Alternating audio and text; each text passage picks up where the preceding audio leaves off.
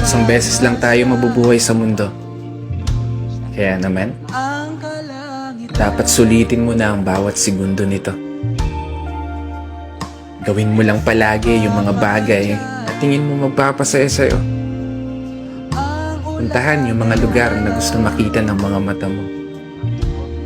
Kasi isang beses lang, oo, isang beses lang, tayo may pagkakataon dumaan sa kalsada ng buhay na hindi mo na mababalikan.